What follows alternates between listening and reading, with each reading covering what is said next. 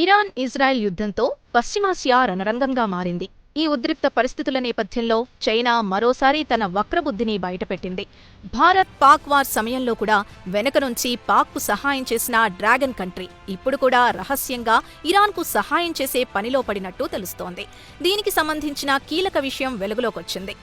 Tell అవీవ్తో యుద్ధంలో ఇరాన్కు China సీక్రెట్గా సహాయం చేస్తోంది. దీంతో చైనాకు చెందిన పలు బోయింగ్ విమానాల్లో ఇరాన్కు ఆయుధాలు తరలిపోతున్నట్లు సమాచారం.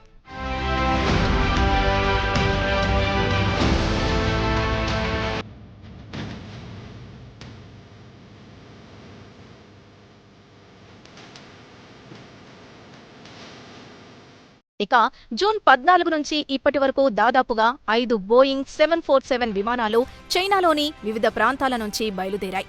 అవి కజకిస్తాన్, ఉజ్బెకిస్తాన్, తుర్కమెనిస్తాన్ మీదుగా ప్రయాణించి ఇరాన్ వైమానిక ప్రాంతానికి చేరుకున్నాయి. అక్కడ్నుంచి అవి ఎటు వెళ్లాయనేది మాత్రం ప్రస్తుతం సస్పెన్స్గా మారింది. ఆ విమానాల గమ్యస్థానాలు లగ్జంబర్గ్ కాగా అవి అసలు యూరోపియన్ గగనతలంలోకి ప్రవేశించలేదు.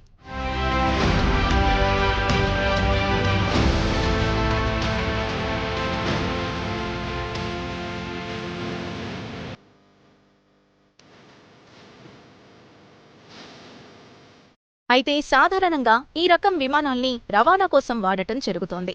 ఈ క్రమంలో ఇరాన్కు చైనా మిలిటరీ సాయం చేస్తోందనే అనుమానాలు బలపడుతున్నాయి. ఇక తన చిరకాల ఫ్రెండ్ అయిన టెహ్రాన్కు బీజింగ్ హెల్ప్ చేసే అవకాశాలు లేకపోలేవని నిపుణులు అభిప్రాయపడుతున్నారు. మరోవైపు అణుస్థావరాలే లక్ష్యంగా ఇజ్రాయెల్ దాడులకు తెగబడుతోంటే ఇరాన్ భారీగా క్షిపణులను ప్రయోగిస్తోంది.